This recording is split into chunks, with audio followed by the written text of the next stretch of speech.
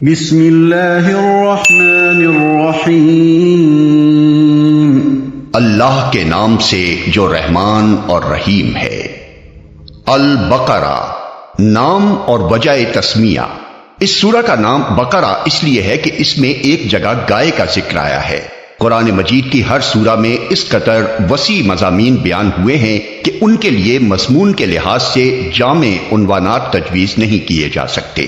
عربی زبان اگرچہ اپنی لغت کے اعتبار سے نہایت مالدار ہے، مگر بہرحال ہے تو انسانی زبان ہی۔ انسان جو زبانیں بھی بولتا ہے وہ اس قدر تنگ اور محدود ہیں کہ وہ ایسے الفاظ یا فقرے فراہم نہیں کر سکتی جو ان وسیع مضامین کے لیے جامع عنوان بن سکتے ہوں۔ اس لیے نبی صلی اللہ علیہ وسلم نے اللہ تعالیٰ کی رہنمائی سے قرآن کی بیشتر صورتوں کے لیے عنوانات کی بجائے نام تجویز فرمائے جو محض علامت کا کام دیتے ہیں۔ اس لیے سورہ کو بقرہ کہنے کا مطلب یہ نہیں ہے کہ اس میں گائے کے مسئلے پر بحث کی گئی ہے، بلکہ اس کا مطلب صرف یہ ہے کہ وہ سورہ جس میں گائے کا ذکر آیا ہے۔ زمانہ نزول۔ اس سورت کا بیشتر حصہ ہجرت مدینہ کے بعد مدنی زندگی کے بالکل ابتدائی دور میں نازل ہوا ہے، اور کم تر حصہ ایسا ہے جو بعد میں نازل ہوا اور مناسبت مضمون کے لحاظ سے اس میں شامل کر دیا گیا۔ حتیٰ کہ سود کی ممانعت کے سلسلے میں جو آیات نازل ہوئی ہیں وہ بھی اس میں شامل ہیں، حالانکہ وہ نبی صلی اللہ علیہ وسلم کی زندگی کے بالکل آخری زمانے میں اتری تھی۔ سورہ کا خاتمہ جن آیات پر ہوا ہے وہ ہجرت سے پہلے مکے میں نازل ہو چکی تھیں، مگر مضمون کی مناسبت سے ان کو بھی اسی صورت میں ضم کر دیا گیا ہے۔ شان نزول۔ اس سورت کو سمجھنے کے لیے پہلے اس کا تاریخی پس منظر اچھی طرح سمجھ لینا چاہیے۔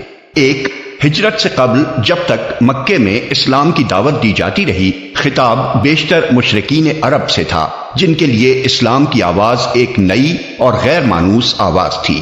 اب ہجرت کے بعد سابقہ یہودیوں سے پیش آیا جن کی بستیاں مدینے سے بالکل متصل ہی واقع تھیں۔ یہ لوگ توحید، رسالت، وحی، آخرت اور ملائکہ کے قائل تھے، اس ضابطۂ شرعی کو تسلیم کرتے تھے جو خدا کی طرف سے ان کے نبی موسیٰ علیہ السلام پر نازل ہوا تھا، اور اصولاً ان کا دین وہی اسلام تھا جس کی تعلیم حضرت محمد صلی اللہ علیہ وسلم دے رہے تھے۔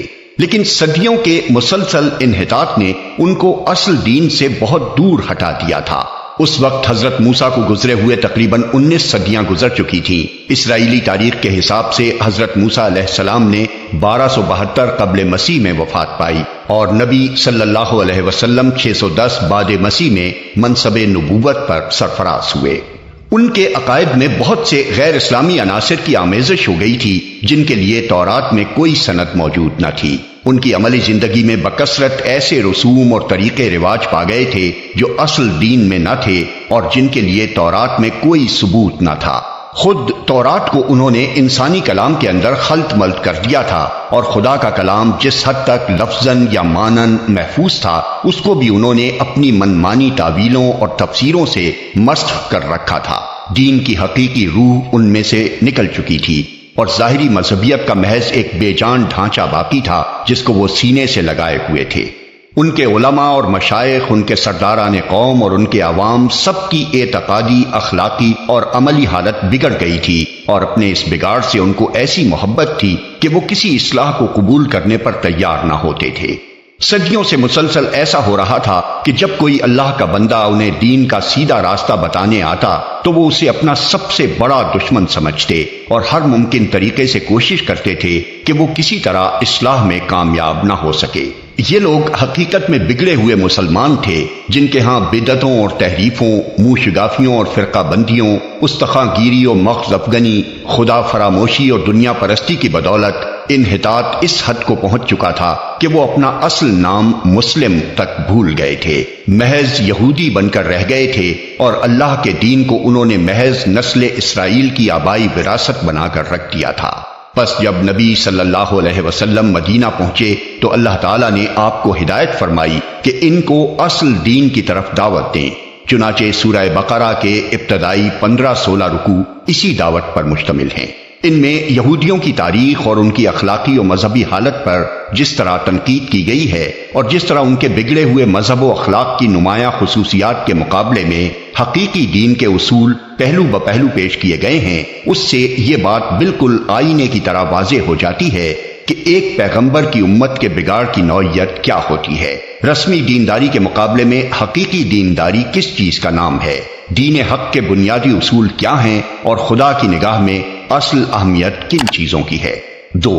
مدینہ پہنچ کر اسلامی دعوت ایک نئے مرحلے میں داخل ہو چکی تھی۔ مکہ میں تو معاملہ صرف اصول دین کی تبلیغ اور دین قبول کرنے والوں کی اخلاقی تربیت تک محدود تھا، مگر جب ہجرت کے بعد عرب کے مختلف قبائل کے وہ سب لوگ جو اسلام قبول کر چکے تھے ہر طرف سے سمٹ کر ایک جگہ جمع ہونے لگے اور انصار کی مدد سے ایک چھوٹی سی اسلامی ریاست کی بنیاد پڑ گئی، تو اللہ تعالیٰ نے تمدن، معاشرت، معیشت، قانون اور سیاست کے متعلق بھی اصولی ہدایات دینی شروع کی اور یہ بتایا کہ اسلام کی اساس پر یہ نیا نظام زندگی کس طرح تعمیر کیا جائے۔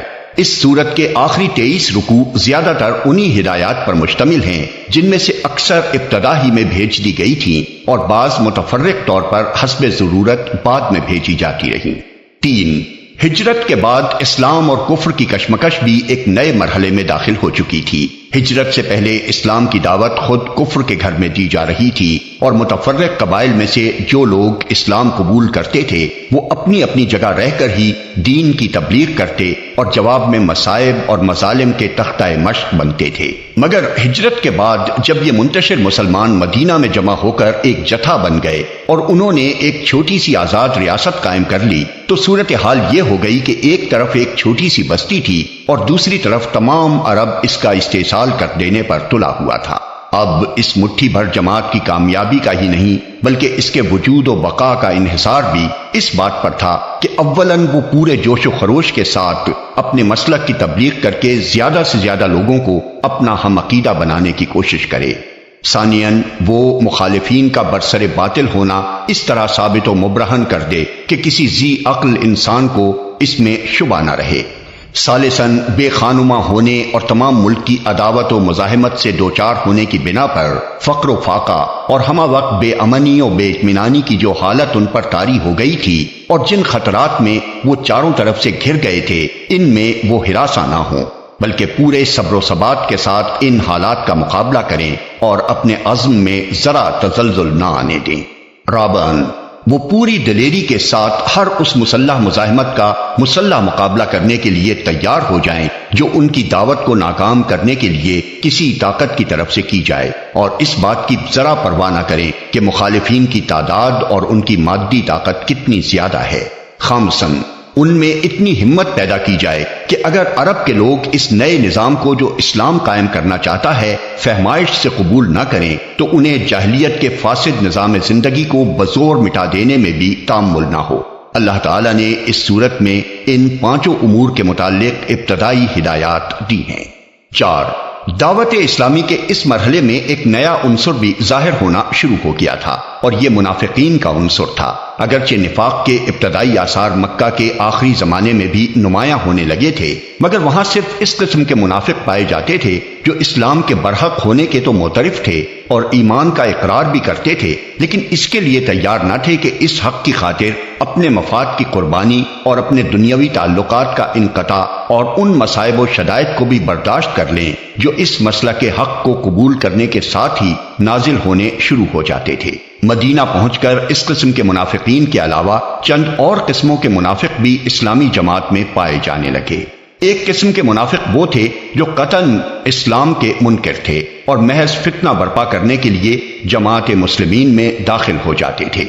دوسری قسم کے منافق وہ تھے جو اسلامی جماعت کے دائرہ اقتدار میں گھر جانے کی وجہ سے اپنا مفاد اسی میں دیکھتے تھے کہ ایک طرف مسلمانوں میں بھی اپنا شمار کرائیں اور دوسری طرف مخالفین اسلام سے بھی ربط رکھیں تاکہ دونوں طرف کے فوائد سے متمتع ہوں اور دونوں طرف کے خطرات سے محفوظ رہیں۔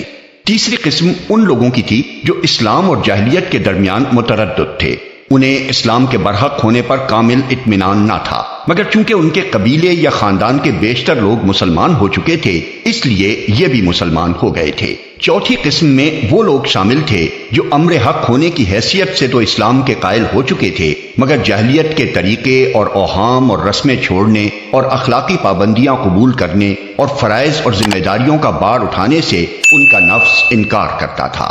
سورہ بقرہ کے نزول کے وقت ان مختلف اقسام کے منافقین کے ظہور کی محض ابتدا تھی، اس لیے اللہ تعالیٰ نے ان کی طرف صرف اجمالی اشارات فرمائے ہیں۔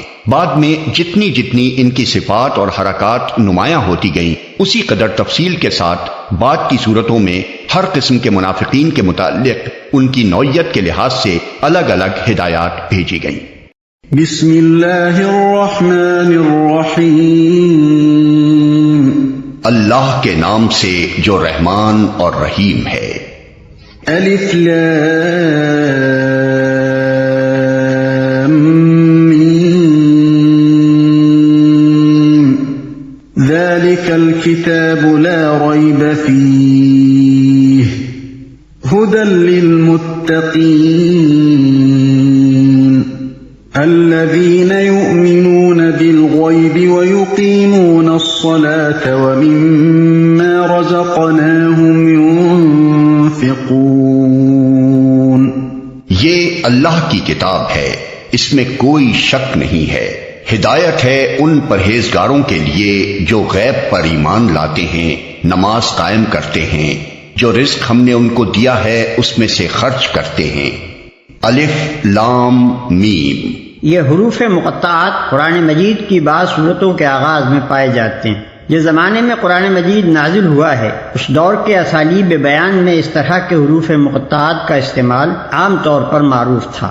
خطیب اور شعراء دونوں اس اسلوب سے کام لیتے تھے، چنانچہ اب بھی کلام جاہلیت کے جو نمونے محفوظ ہیں ان میں اس کی مثالیں ہمیں ملتی ہیں۔ اس استعمال عام کی وجہ سے یہ مقطعات کوئی چیزتا نہ تھے جس کو بولنے والے کے سوا کوئی نہ سمجھتا ہو، بلکہ سامعین بالعموم جانتے تھے کہ ان سے مراد کیا ہے۔ یہی وجہ ہے کہ قرآن کے خلاف نبی صلی اللہ علیہ وسلم کے ہم عصر مخالفین میں سے کسی نے بھی یہ اعتراض کبھی نہیں کیا کہ یہ بے معنی حروف کیسے ہیں جو تم بعض صورتوں کی ابتدا میں بولتے ہو، اور یہی وجہ ہے کہ صحابہ کرام رضوان اللہ تعالی علیہم اجمعین سے بھی ایسی کوئی روایت منقول نہیں ہے کہ انہوں نے نبی صلی اللہ علیہ وسلم سے ان کے معنی پوچھے ہوں۔ بعد میں یہ اسلوب عربی زبان میں متروک ہوتا چلا گیا اور اس بنا پر مفسرین کے لیے ان کے معنی متعین کرنا مشکل ہو گیا، لیکن یہ ظاہر ہے کہ نہ تو ان حروف کا مفہوم سمجھنے پر قرآن سے ہدایت حاصل کرنے کا انحصار ہے، اور نہ یہی بات ہے کہ اگر کوئی شخص ان کے معنی نہ جانے گا تو اس کے راہ راست پانے میں کوئی نقص رہ جائے گا۔ لہذا ایک عام ناظر کے لیے کچھ ضروری نہیں ہے کہ وہ ان کی تحقیق میں سرگرداں ہو۔ یہ اللہ کی کتاب ہے، اس میں کوئی شک نہیں ہے۔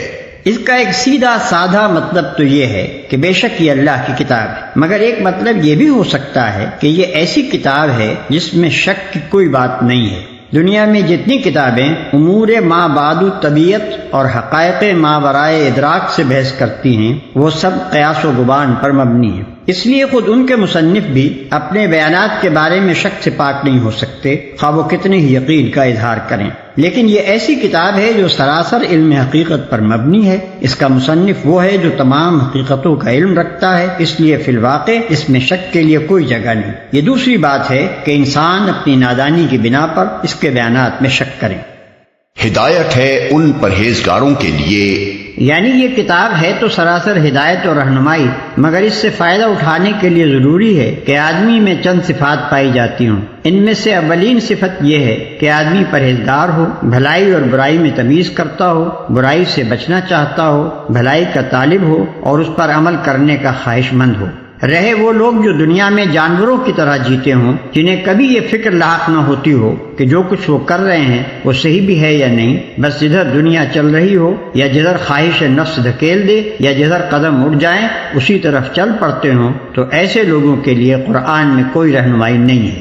جو غیب پر ایمان لاتے ہیں، یہ قرآن سے فائدہ اٹھانے کے لیے دوسری شرط ہے۔ غیب سے مراد وہ حقیقتیں ہیں جو انسان کے حواس سے پوشیدہ ہیں اور کبھی براہ راست عام انسانوں کے تجربے و مشاہدے میں نہیں آتی، مثلا خدا کی ذات و صفات، ملائکہ، وحی، جنت، دوزخ وغیرہ۔ ان حقیقتوں کو بغیر دیکھے ماننا اور اس اعتماد پر ماننا کہ نبی ان کی خبر دے رہا ہے ایمان بالغیب ہے۔ آیت کا مطلب یہ ہے کہ جو شخص ان غیر محسوس حقیقتوں کو ماننے کے لیے تیار ہو صرف وہی قرآن کی رہنمائی سے فائدہ اٹھا سکتا ہے۔ رہا وہ شخص جو ماننے کے لیے دیکھنے اور چکھنے اور سونگنے کی شرط لگائے اور جو کہے کہ میں کسی ایسی چیز کو نہیں مان سکتا جو ناپی اور تولی نہ جا سکتی ہو، تو وہ اس کتاب سے ہدایت نہیں پا سکتا۔ نماز قائم کرتے ہیں۔ یہ تیسری شرط ہے۔ اس کا مطلب یہ ہے کہ جو لوگ صرف مان کر بیٹھ جانے والے ہوں وہ قرآن سے فائدہ نہیں اٹھا سکتے۔ اس سے فائدہ اٹھانے کے لیے ضروری ہے کہ آدمی ایمان لانے کے بعد فوراً ہی عملی اطاعت کے لیے آمادہ ہو جائے، اور عملی اطاعت کی اولین علامت اور دائمی علامت نماز ہے۔ ایمان لانے پر چند گھنٹے بھی نہیں گزرتے کہ مؤذن نماز کے لیے پکارتا ہے اور اسی وقت فیصلہ ہو جاتا ہے کہ ایمان کا دعویٰ کرنے والا اطاعت کے لیے بھی تیار ہے یا نہیں۔ پھر یہ مؤذن روز 5 وقت پکارتا رہتا ہے، اور جب بھی انسان اس کی پکار پر لبیک نہ کہے اسی وقت ظاہر ہو جاتا ہے کہ مدعی ایمان اطاعت سے خارج ہو گیا ہے۔ پس ترک نماز دراصل ترک اطاعت ہے، اور ظاہر بات ہے کہ جو شخص کسی کی ہدایت پر کاربند ہونے کے لیے ہی تیار نہ ہو اس کے لیے ہدایت دینا اور نہ دینا یکساں ہے۔ یہاں یہ بھی سمجھ لینا چاہیے کہ اقامت صلاۃ ایک جامع اصطلاح ہے۔ اس کے معنی صرف یہی نہیں ہے کہ آدمی پابندی کے ساتھ نماز ادا کرے، بلکہ اس کا مطلب یہ ہے کہ اجتماعی طور پر نماز کا نظام باقاعدہ قائم کیا جائے۔ اگر کسی بستی میں ایک شخص انفرادی طور پر نماز کا پابند ہو لیکن جماعت کے ساتھ اس فرض کے ادا کرنے کا نظم نہ ہو تو یہ نہیں کہا جا سکتا کہ وہاں نماز قائم کی جا رہی ہے۔ جو رزق ہم نے ان کو دیا ہے اس میں سے خرچ کرتے ہیں۔ یہ قرآن کی رہنمائی سے فائدہ اٹھانے کے لیے چوتھی شرط ہے کہ آدمی تنگ دل نہ ہو، زر پرست نہ ہو، اس کے مال میں خدا اور بندوں کے جو حقوق مقرر کیے جائیں انہیں ادا کرنے کے لیے تیار ہو۔ جس چیز پر ایمان لایا ہے اس کی خاطر مال قربانی کرنے میں بھی دریغ نہ کرے۔ والذین یؤمنون بما انزل الیک وما انزل من قبلک وبالآخرۃ هم یوقنون۔ جو کتاب تم پر نازل کی گئی ہے یعنی قرآن، اور جو کتابیں تم سے پہلے نازل کی گئی تھیں ان سب پر ایمان لاتے ہیں اور آخرت پر یقین رکھتے ہیں۔ جو کتاب تم پر نازل کی گئی ہے یعنی قرآن، اور جو کتابیں تم سے پہلے نازل کی گئی تھیں ان سب پر ایمان لاتے ہیں۔ یہ 5ویں شرط ہے کہ آدمی ان تمام کتابوں کو برحق تسلیم کرے جو وحی کے ذریعے سے خدا نے محمد صلی اللہ علیہ وسلم اور ان سے پہلے کے انبیاء پر مختلف زمانوں اور ملکوں میں نازل کی۔ اس شرط کی بنا پر قرآن کی ہدایت کا دروازہ ان سب لوگوں پر بند ہے جو سرے سے اس ضرورت ہی کے قائل نہ ہوں کہ انسان کو خدا کی طرف سے ہدایت ملنی چاہیے، یا اس ضرورت کے تو قائل ہوں مگر اس کے لیے وحی اور رسالت کی طرف رجوع کرنا غیر ضروری سمجھتے ہوں، اور خود کچھ نظریات قائم کر کے انہی کو خدائی ہدایت قرار دے بیٹھیں، یا آسمانی کتابوں کے بھی قائل ہوں مگر صرف اس کتاب یا ان کتابوں پر ایمان لائیں جنہیں ان کے باپ دادا مانتے چلے آئے ہیں۔ رہیں اسی سرچشمے سے نکلی ہوئی دوسری ہدایات تو وہ ان کو قبول کرنے سے انکار کر دیں۔ ایسے سب لوگوں کو الگ کر کے قرآن اپنا چشمہ فیض صرف ان لوگوں کے لیے کھولتا ہے جو اپنے آپ کو خدائی ہدایت کا محتاج بھی مانتے ہوں اور یہ بھی تسلیم کرتے ہوں کہ خدا کی یہ ہدایت ہر انسان کے پاس الگ الگ نہیں آتی بلکہ انبیاء اور کتب آسمانی کے ذریعے سے ہی خلق تک پہنچتی ہے، اور پھر وہ کسی نسلی و قومی تعصب میں بھی مبتلا نہ ہوں بلکہ خالص حق کے پرستار ہوں۔ اس لیے حق جہاں جہاں جس شکل میں بھی آیا ہے اس کے آگے سر جھکا دیں اور آخرت پر یقین رکھتے ہیں۔ یہ چھٹی اور آخری شرط ہے۔ آخرت ایک جامع لفظ ہے جس کا اطلاق بہت سے عقائد کے مجموعے پر ہوتا ہے۔ اس میں حسب ذیل عقائد شامل ہیں۔ 1 یہ کہ انسان اس دنیا میں غیر ذمہ دار نہیں ہے بلکہ اپنے تمام اعمال کے لیے خدا کے سامنے جواب دہ ہے۔ 2 یہ کہ دنیا کا موجودہ نظام ابدی نہیں ہے بلکہ ایک وقت پر جس سے صرف خدا ہی جانتا ہے اس کا خاتمہ ہو جائے گا۔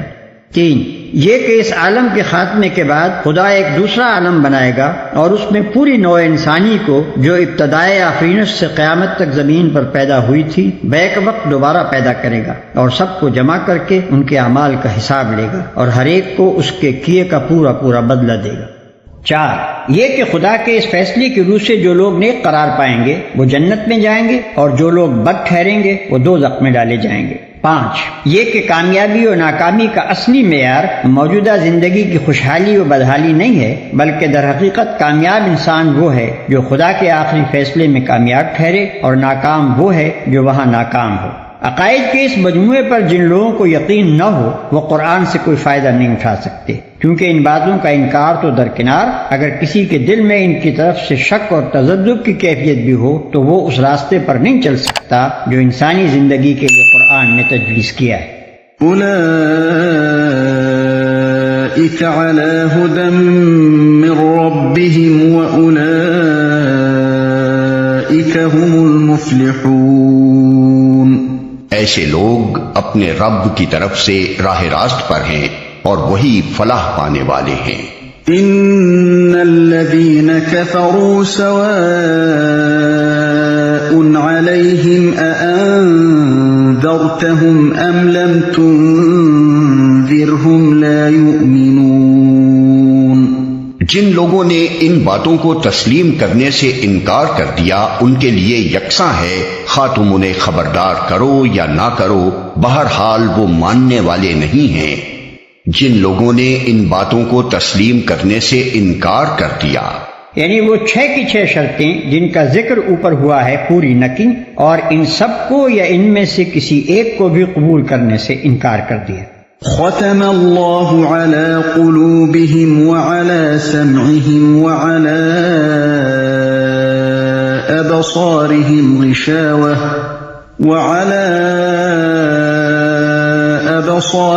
غشاوة ولهم عذاب عظيم۔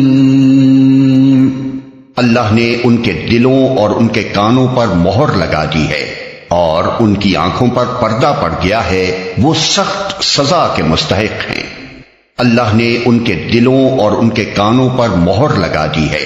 اس کا مطلب یہ نہیں ہے کہ اللہ نے مہر لگا دی تھی اس لیے انہوں نے تسلیم کرنے سے انکار کیا، بلکہ مطلب یہ ہے کہ جب انہوں نے ان بنیادی امور کو رد کر دیا جن کا ذکر اوپر کیا گیا ہے، اور اپنے لیے قرآن کے پیش کردہ راستے کے خلاف دوسرا راستہ پسند کر لیا، تو اللہ نے ان کے دلوں اور کانوں پر مہر لگا دی۔ اس مہر لگنے کی کیفیت کا تجربہ ہر اس شخص کو ہوگا جسے کبھی تبلیغ کا اتفاق ہوا ہو۔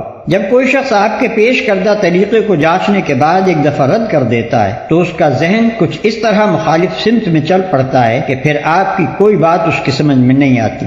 آپ کی دعوت کے لیے اس کے کان بہرے اور آپ کے طریقے کی خوبیوں کے لیے اس کی آنکھیں اندھی ہو جاتی ہیں، اور صریح طور پر محسوس ہوتا ہے کہ فی الواقع اس کے دل پر مہر لگی ہوئی ہے۔